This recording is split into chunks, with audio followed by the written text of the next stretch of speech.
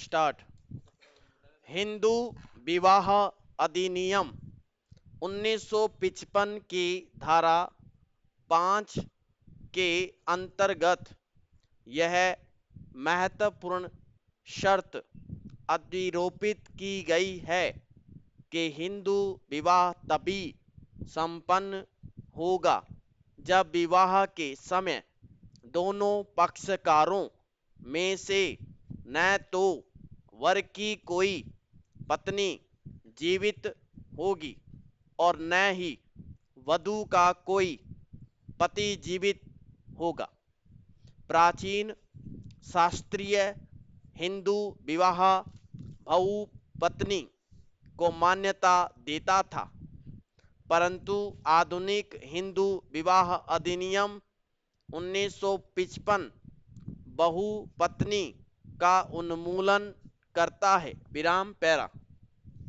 लीला गुप्ता बनाम नारायण के मामले में कहा गया है कि दाम्पत्य युगल शब्द से आशय पूर्व दाम्पत्य युगल से नहीं है। यदि वर या वधू की पत्नी या पति जीवित नहीं है तो उन्हें पुनर्विवाह करने से वंचित नहीं किया जा सकता है।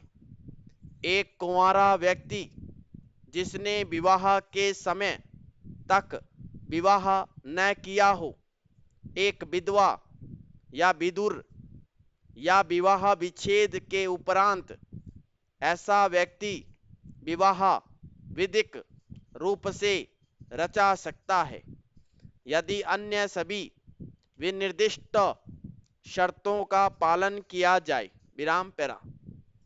हिंदू विवाह अधिनियम 1955 की धारा 5 के अधीन जिस एक पत्नी के सिद्धांत का पालन किया गया है उसकी संवैधानिक वैधता पर प्रश्न आए थे। रामप्रसाद सेठ बनाम उत्तर प्रदेश राज्य के वाद में प्रार्थी ने कहा कि उसकी स्त्री से उसे कोई पुत्र नहीं हुआ है। उसे हिंदू धर्म के अनुसार परलोक सुख के लिए पुत्र होना अनिवार्य है, क्योंकि मृत्यु के उपरांत सभी अनुष्ठान पुत्र के द्वारा किए जाते हैं तथा पुत्र हिंदू धर्म के अधीन नरक से मुक्ति का कारण बनता है। अतः वह पुत्र प्राप्ति के लिए दूसरा विवाह करना चाहता है, परंतु विवाह अधिनियम की धारा 5 उसे इस प्रकार के विवाह करने से रोकती है। यह रोक संविधान के अनुच्छेद 25 के द्वारा प्रदत्त उसके धार्मिक स्वतंत्रता के मूल अधिकार का उल्लंघन करती है। विराम पैरा।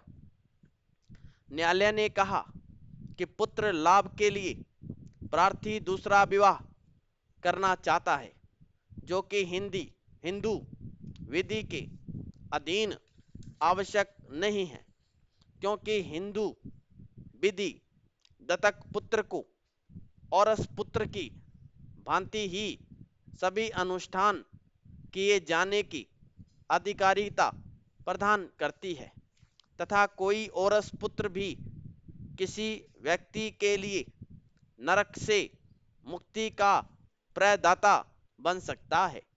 हिंदू दत्तक ग्रहण अधिनियम 1956 के अधीन प्रार्थी दत्तक ग्रहण कर सकता है। इसके लिए दूसरा विवाह किए जाने की कोई आवश्यकता नहीं। विराम पैरा। न्यायालय के इस निर्णय ने उन हिंदू स्त्रियों के अधिकारों की रक्षा की है जो स्त्रियां किसी शारीरिक दुर्बलता के कारण संतान को जन्म नहीं दे पाती है। इस निर्णय ने आधुनिक हिंदू विधि को समृद्ध किया है।